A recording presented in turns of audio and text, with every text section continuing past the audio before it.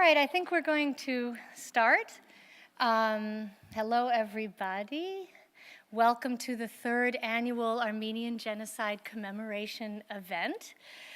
This event usually takes place in spring, but this past spring there were various problems with dates that were all our fault here at Stockton in the Master of Arts in Holocaust and Genocide Studies program.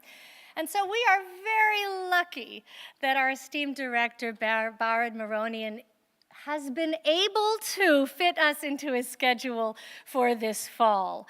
So I'm very pleased that he is finally here at Stockton to join us and to screen his new film, Women of 1915, which is getting a great deal of acclaim, and perhaps many of you have already heard of it, if not already seen it.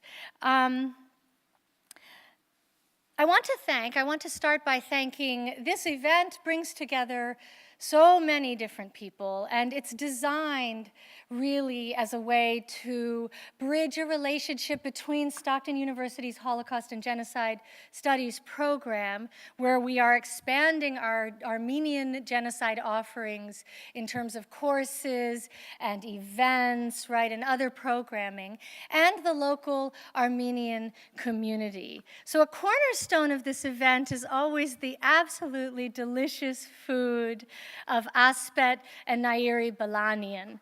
So let us all give a hand to both of them.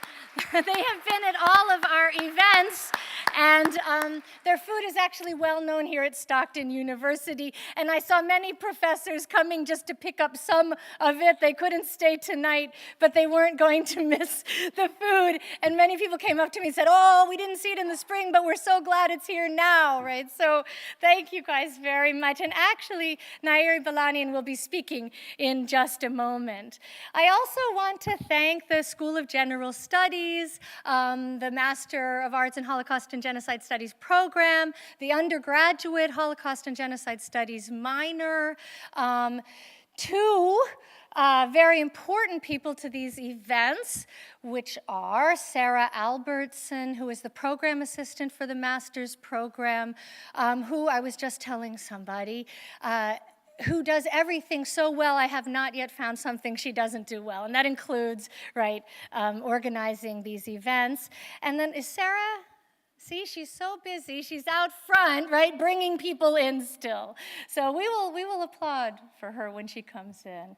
But I would also like to thank a current, and Sarah is a graduate of our MAHG program, I would also like to thank a current MAHG student, Cynthia Ruggiero, who will also be speaking on the panel this afternoon. Cynthia, can you stand up for the hard work you have done in organizing this event? Okay, thank you so much. And then I would like to thank the Armenian Relief Society, and especially Caroline, who I will introduce formally later, but will you stand up, please, and also be recognized for helping us organize this event. Thank you so much. Okay. So, Maronian is a 4-time regional Emmy Award-winning American-Armenian documentary filmmaker and the 2016 Armin T. Wegner Humanitarian Award laureate. Maronian has a bachelor's degree in political science from the Hagazian University and is a graduate of the Broadcast Center Institute of Palm Beach, Florida. His production credits include a large number of award-winning national, regional, and local television programming for the American PBS network, spanning over 20 years of work. In 2006, Maronian founded the Armenoid team, primarily producing thematically Armenian documentary films for international distribution.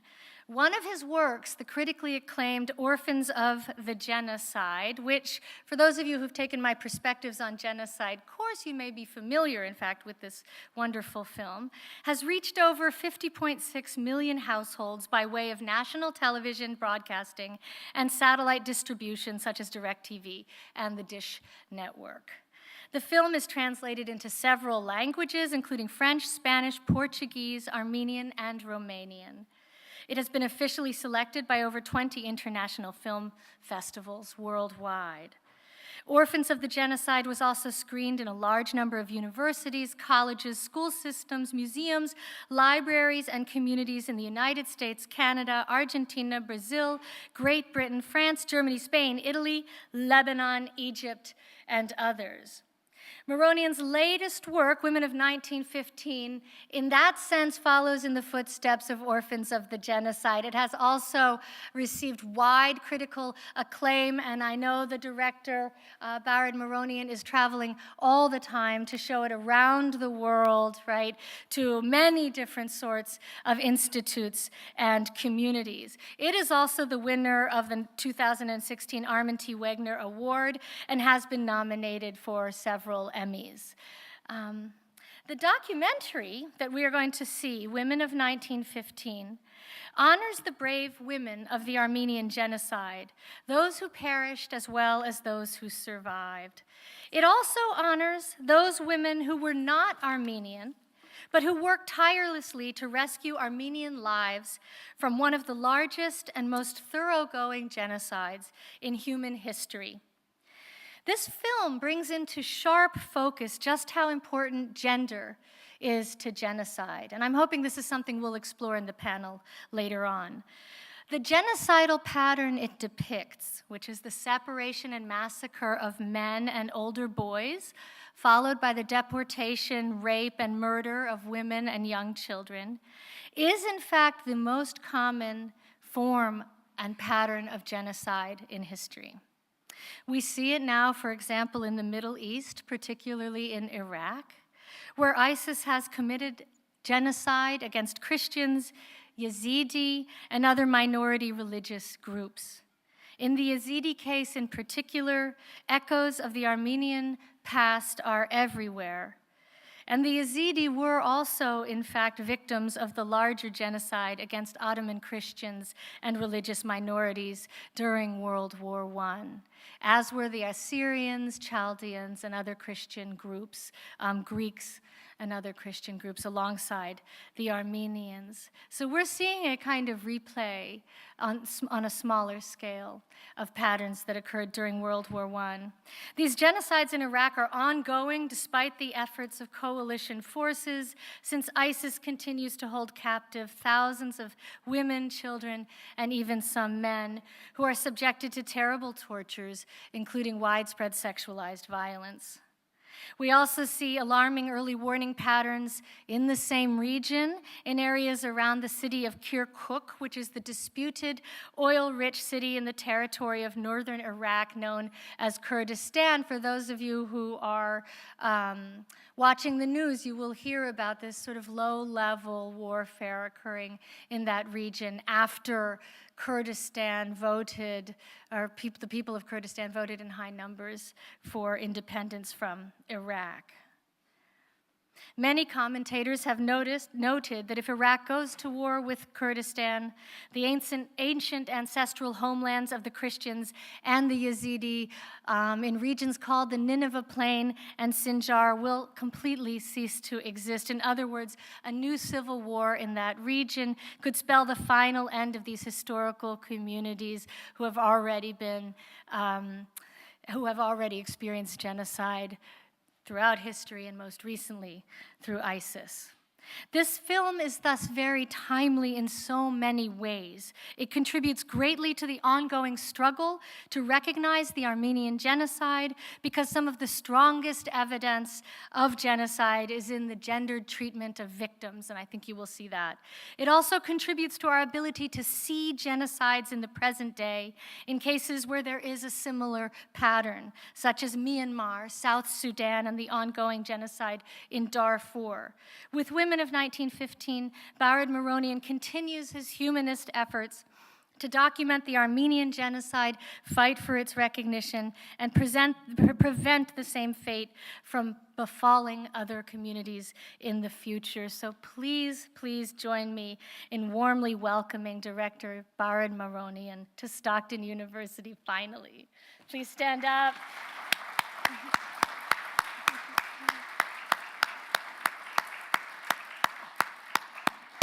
Now I would like to welcome up Nairi Balanian, who has made this delicious food and also happens to be Bard Maronian's third grade teacher. So, so you guys get the inside scoop here. Please come on up.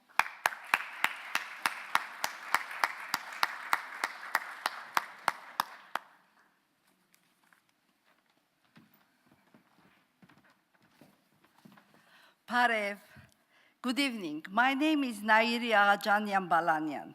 I was born in Aleppo, Syria, raised in Lebanon, and lived in Germany for 3 years, where my husband, Aspet, who had a similar childhood, was stationed serving with the US Army.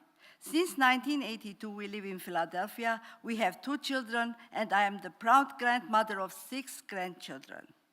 We are the true representatives of the diaspora Armenian. My grandparents came from Arabker and Kharpert, Mamuriyet el-Aziz. My husband's family from Kharpert and Erzurum. It is a sad coincidence that the same geographical areas where the Armenians were massacred in 1915, Christians and other religious and ethnic minorities are being subjected to genocide by the ISIS or Islamic State. Today is a very special day for me because today's movie is about Armenian women of 1915. And one of the biggest sponsor of the film is Armenian Relief Society. The ARS is the oldest Armenian women's organization founded in 1910. It helps Armenians all over the world like a loving mother. It also helps others during tragedies. In early September, the ARS rebuilt a kindergarten named after an Armenian female hero, Sose Mayrik. And I am glad that the chairlady of our central, ARS Central, Caroline Shmavornian, is here, and also the chairperson of our chapter, Madonna Kizirian, is present tonight. I am a retired teacher. I taught Armenian and Armenian history, first in Lebanon and later in Philadelphia. I am very proud and happy to say that the producer, director of the film, Baret Maronian, used to be my student in 3rd grade. And I have saved all my grade books from my teaching days in Lebanon from the 70s. So my students should be very careful. And the students in Philadelphia too, because I have everything. So,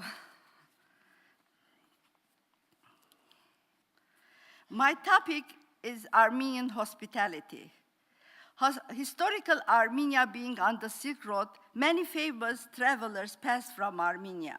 I will quote a very famous Greek historian and general, Xenophon. He wrote in his famous book, Anabasis, about Armenia. He was especially impressed with Armenian hospitality and their foods, which included meat, corn, aged wines, beer, which was unknown in the West at that time, raisins, a variety of vegetables.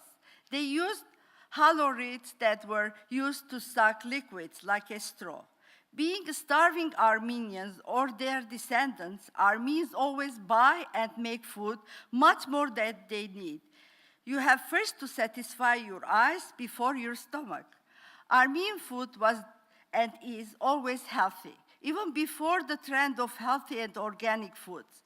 Armenians ate yogurt, olive oil, lentils, wheat, such as bulgur, broken wheat, pomegranates, vegetables, and fruits. Because Armenia had very cold winters, food provisions were prepared by drying vegetables and fruits, made sweets, jams, and jellies from fruits. They also dried and cured meats, yershik and sausages, abucht, and gavurma. Before putting their provisions in their cellars, they collected provisions for the poor. Armenians prepared wine from their grapes. They liked to have parties, eat, drink, sing, and dance. They sang and danced when they were happy, and they sang and danced when they were sad. Their faith, culture, language, love of fatherland, and Mount Ararat, songs and dances gave them strength and helped them preserve and survive. Dear students, I am very happy and honored to have this opportunity to address you. You are the most important audience for me. You are the youth, the future leaders, movers and shakers of today and tomorrow. So it is very important that you look back to history and learn from it, and especially not to repeat the errors and horrors of the past. I would like to thank Stockton College for this opportunity, and especially Elisa Forgi. Thank you so much.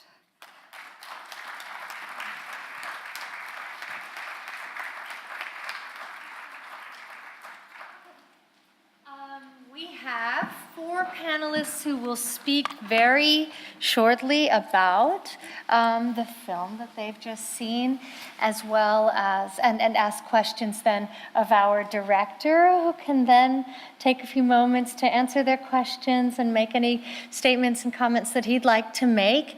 And then we would like to integrate questions from the audience, right? All of these comments will be very brief, and they're meant simply to generate conversation and discussion. So will our panelists please come up? Thank you. Great, wonderful. So thank you all for staying. It's gotten later than we had planned. The event ends now, in a sense, right? But thank you all for staying for discussion. Let me quickly introduce our panelists, our esteemed panelists here. We have Caroline Chamavonian, who is the Global Chair of the Central Executive Board of the Armenian Relief Society, based in Philadelphia. In Boston, but your office is in Philly, right? Yeah. We have Barid Maronian, who you all know, the director of the film.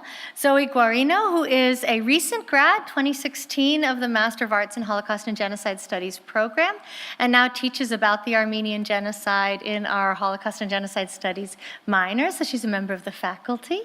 We have Cynthia Ruggiero, who is a current student in the Master of Arts in Holocaust and Genocide Studies, who, I say this because of the nature of the event, who is not herself Armenian, right, but is an honorary Armenian because she has taken on sort of the job of researching the history of her husband's Armenian family.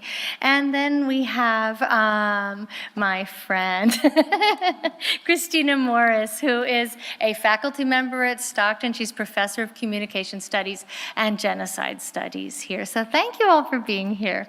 Why don't we begin with Christina, and we'll go down the panel, and then Mr. Maronian can have a moment to respond. Okay. Can you hear me? So there's a few things about this film that really strike me.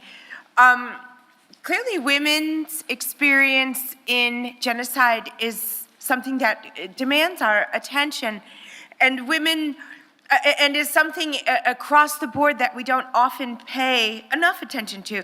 There's and when we do, it's in the very limited context of victimization, and often in the sense of sexual violence or the violence of a mother, right? A mother having a child taken from her or witnessing her child's death. And yes, those are all very important elements of the genocidal experience and women's experience in war to consider. However, there's something about this film that I think is really special, and that's the fact that there's an attempt to show us, first of all, the Armenian women's experience in war, but not only as victims, right? As heroes, as survivors, as a range of roles, as soldiers, right? That was actually my favorite stories, where we see this sort of narrative of victim almost like turned on its head, right? Where we see women in a much more active role. I think that in that sense, this film and the document that it is for us has a lot to say, not only as a contribution to studies of the Armenian genocide, but contribution to gender studies, to genocide studies, to historical studies, right? That there's all these connections and ways in which women's stories are extremely important. Now, my work, the crux of my own work is in ex-Yugoslavia and specifically in Bosnia. And as I was watching this film, it became clear to me that there is certain similarities between the Bosnian genocide and the Armenian genocide. In part, the ways in which the male population was decimated, the female population degraded in all kinds of ways, and then sort of left to rebuild. A few years ago, I was with an organization called Women in Black and in ex-Yugoslavia, and we were in a very, very, very small Bosnian village, just a few hundred people, called Đulići. And in this village, as you look around, I said to the people we were with, it looks so much more rebuilt than some of the other villages we've been to. It looks like, like there's been a lot of restoration. And she said, well, what else do you notice? I said, what do you mean? And she said, what else do you notice about the people in this village? And I said, well, I mean, there's a lot of women. And she's like, yeah, there's only women.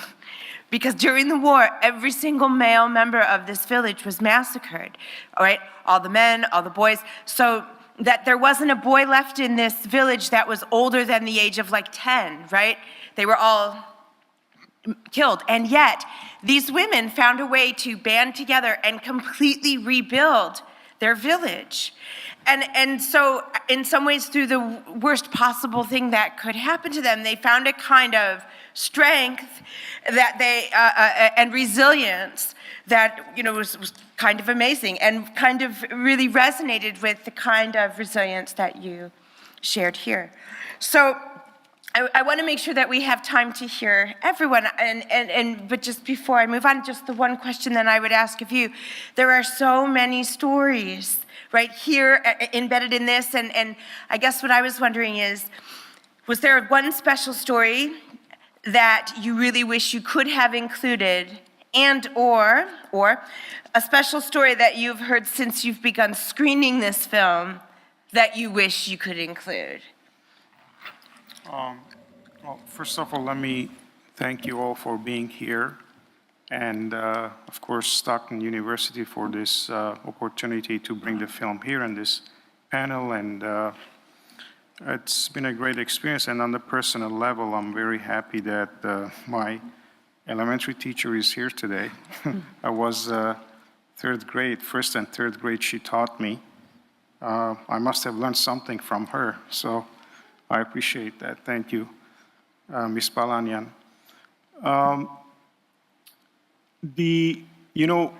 I had at least probably 20 to 30 other, stories that I could have included here, or they were as powerful, as important as the ones you saw. The only reason I left them out was because I didn't have enough supporting document. The stories were there. The stories were, huge stories, and they were related 100% with the topic I was dealing with. But again, I mean, as a journalist, especially when you're dealing with a, medium that is visual, you have to show what you're talking about. I mean, the story is there. The family knows about the story. It's even written probably in manuscripts, handwritten. But I didn't have the photos. I didn't have the historical background to, stand behind it and say this also happened. So that's the only thing that, that's the reason I left things out.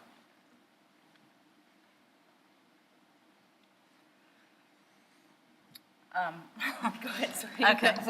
Turn it over to you. Follow up, or- Oh, no, please, go ahead. Okay.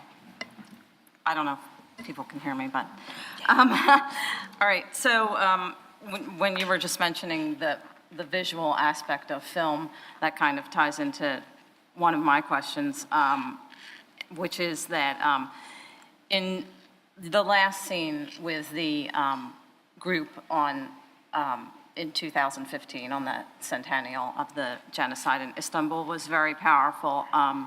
In addition to, it kind of spelled strength, endurance, perseverance that you wanted to convey through the film.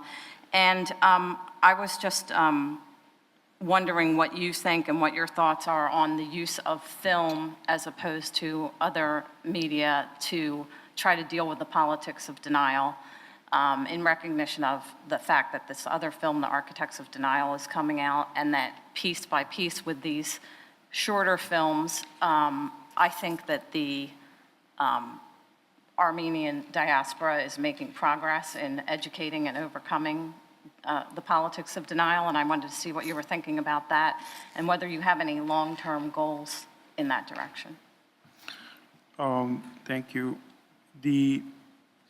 I believe that films, especially documentary films, are amazing tools for education, and it's an easy way of educating large numbers of individuals. Once you air, I'll give you the example of my other film, Orphans of the Genocide, that we were able to reach over 50 million households, and we did that through broadcasting on select PBS stations and Dish Network and DirecTV. So what I'm trying to say is, yes, I believe that it is a great way of introducing awareness of genocide, not only Armenian genocide, but our genocide in general. Yes, I'm of Armenian background. Probably that's why I did this film and Orphans of the Genocide. But our ultimate goal, all of us who are sitting here and you here sitting in front of us, I think the ultimate goal is to, help prevent future genocide by education. I believe that's what it is. And what was the other question about? Just if you have any long-term plans that are specific to denial issues. Yes, I have another project in mind that I have done some preliminary work, but I have to put this on its feet first and then tackle the other one.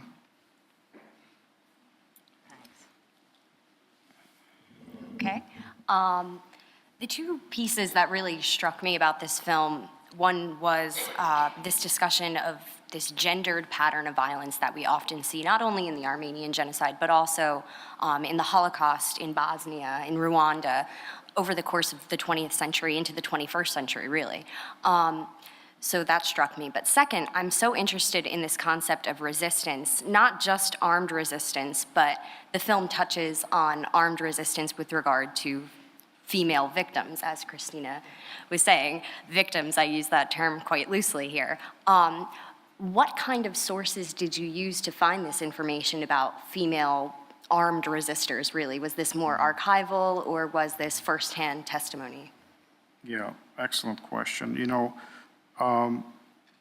Again, the most difficult thing is supporting the stories that you find visually, and having in mind that the story took place 100 years ago, where we didn't have iPhones. We could take 20 to 30 selfies a day. If they were lucky, they had maybe 1 or 2 photos in a lifetime. But I consider myself extremely lucky.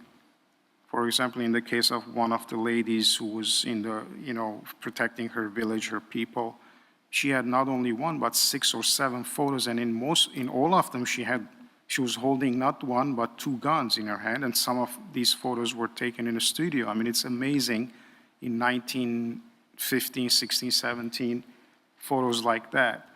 And, as far as where we found them, a lot of them, we did go to the classic archival institutions looking for photos, this unseen photo, this valuable photo.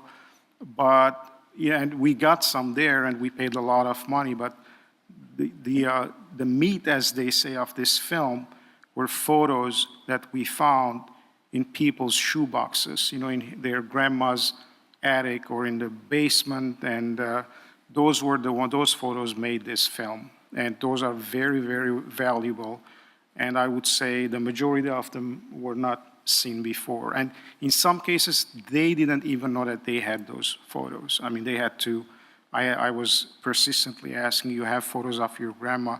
Well, I don't know, maybe. Do you have cousins? Yes. Where do they live? What's their number? What's their name? That's how we found a lot of the photos that you saw, and that's what made the film.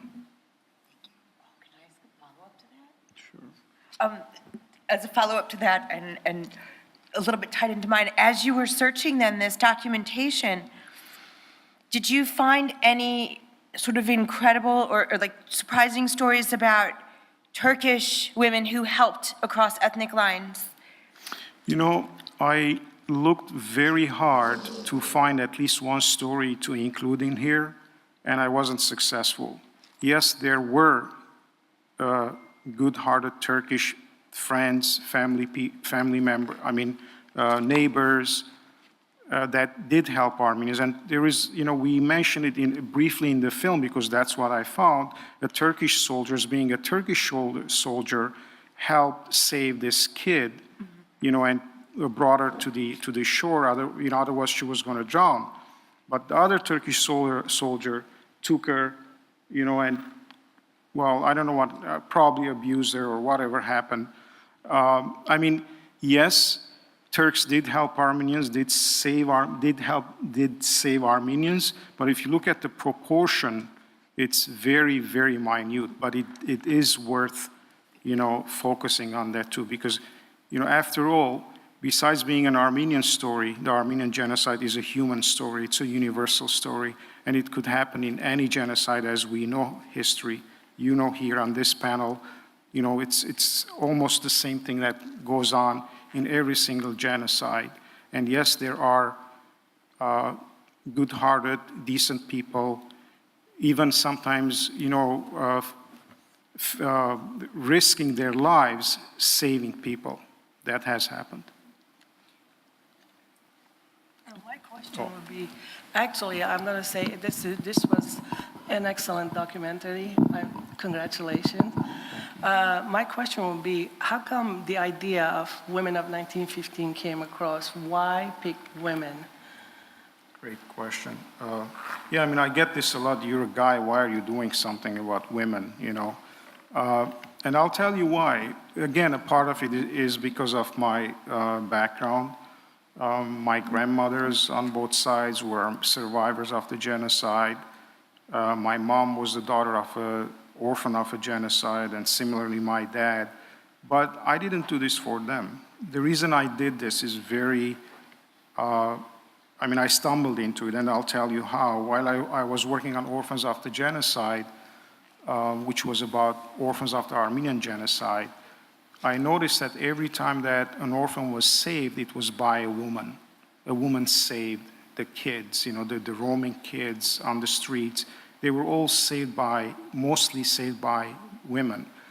Yes, men also saved. There were a lot of humanitarian workers that did save, men did save children, but the larger, the big part of the saving was done by women.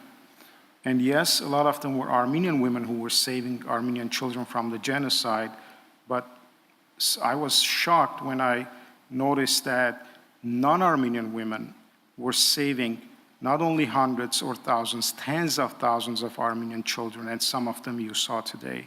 Scandinavians, Americans, Europeans, they flocked into the killing fields of the genocide, risking their lives at their early age of 19, 20, 21, and they just saved a whole nation. And that's why I thought, you know, I should put these women on a pedestal and focus on them and dedicate a film to them. How long did it take you to accumulate all this documentation? 3.5 years from inception to completion. Was it difficult when you approached the people? I know the survivors that you spoke, was it difficult for them to open up and talk about their story? Or you know, I've read a few things basically agreeing on the fact that most Armenian women who survived the genocide and in all genocides were somehow abused, you know, sexually or otherwise. But as we know, they will not talk about it. So none of them directly does. I'll give you one example. In the League of Nations archives, they didn't even use the word rape when they were interviewing these ladies. They used the word outrage, and outrage basically meant rape. I mean, in this day and age, if you read if you read something like that and see the word outrage, you ask yourself, what does outrage mean? And that's what they used, probably, I don't know, I'm not a linguist, but probably that was the term back then, or they used it as a code to rape. So it was very difficult for them, so that's why not everybody talked. In the beginning of the film, you see Aurora Mardigania's case, which was a typical woman of 1915. She was repeatedly raped, but she never, admitted that on camera, but she has talked about that to, close friends, and that's documented. But she never said it on film. I just have one more question for you. Sure. Do you, excuse me, do you see it as like a horribly cruel irony? The whole tie to Aleppo was really striking, that all these Syrian refugees fled to Aleppo, were protected in Aleppo, and then from Aleppo, maybe some made lives, some were dispatched to third nations, right? And now we're seeing another horrible expulsion from Aleppo. And it must be when you were making the film, the refugee crisis was happening, yeah? It was happening as I was working on the film, correct. And I could see, the cliche thing that they say history repeats itself, it does, and it did. And me and individuals like me or, educators, our goal is, again, like I said earlier, it's ultimately trying to educate people or make them aware of the genocide and hopefully prevent future genocides. But yes, exact same thing were happening. The same type of atrocities were taking place to women with probably the same techniques, if they're called techniques, and that's what happened. Very true. Should we open it up to questions from the audience? Yes, if you have questions, could you please? Or Sarah, are you going to carry the mic? Great. Please just raise your hands if you have questions for our panelists or for the director.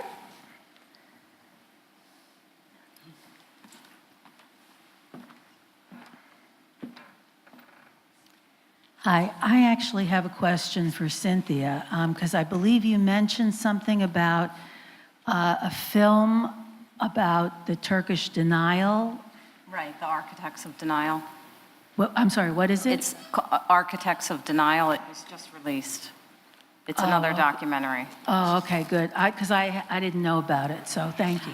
Oh, right, yeah. It was just released, and it was primarily the work of Dean Cain, who was the Superman actor, and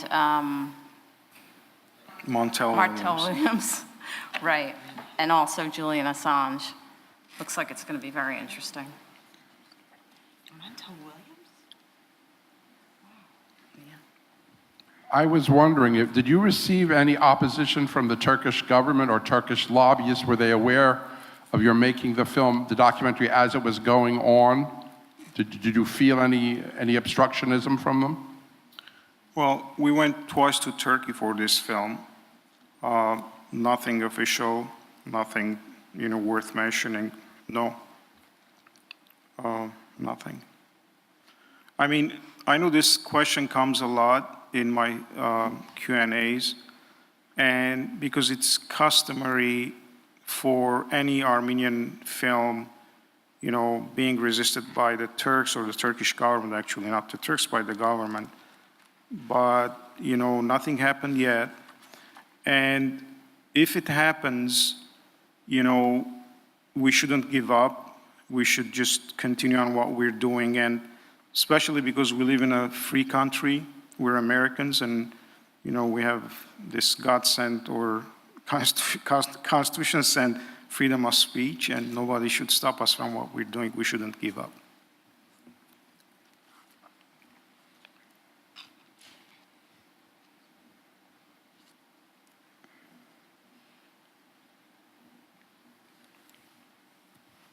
I have a question for the director. In your experience in making this movie and talking with survivors and family of the survivors, how is the denial of the events affect their process of coping or healing? Denial of the... Genocide. Of the How genocide. does that affect the survivors or their families in the process of, coping with the events or the past? Oh, I see what you're saying.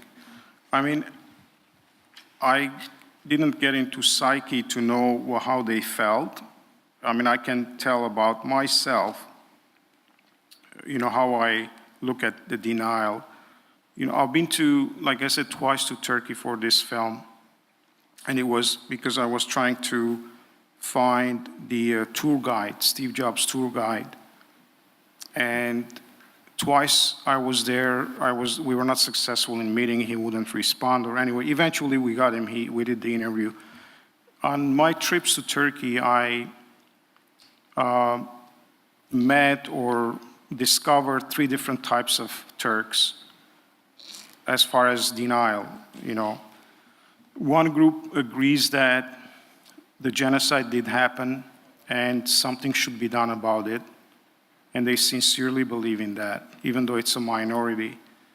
Another group is the ones that they really don't care about Armenians, genocide affecting the Armenians or whatnot. They just care about their patriotic Turks, and they believe that they should look into their history, and they refuse to be taught history in a wrong way. I mean, they know that it happened, and they want their children to know that, yes, a genocide happened, and we should accept it, recognize it, and move on. Because our ancestors did something bad. We have a bad chapter in our history. We should, own it. And the third group are the ones that they do recognize that they do know that the genocide happens. They're aware of it. And those are mostly the nationalists. And they even make comments that if it was up to them now, they would have done the same thing now again. So, I mean, these are the 3 cross sections of Turks that I've seen or met or talked to, and that's what it is. That's how I understand denial of genocide, especially in Turkey.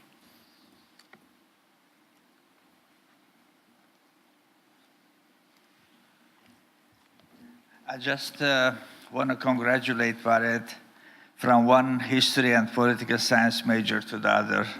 Job well done, great research. God bless. Thank you, I appreciate it. I think that's a wonderful note to end on. Thank you so much, Farid Maronian, for being here with us, for making this very important film. I look forward to it becoming a regular part of our curriculum, and I look forward to inviting you back in 2 or 3 years when your next film is ready. Thank you again. Thank you all for coming. Thank you for coming.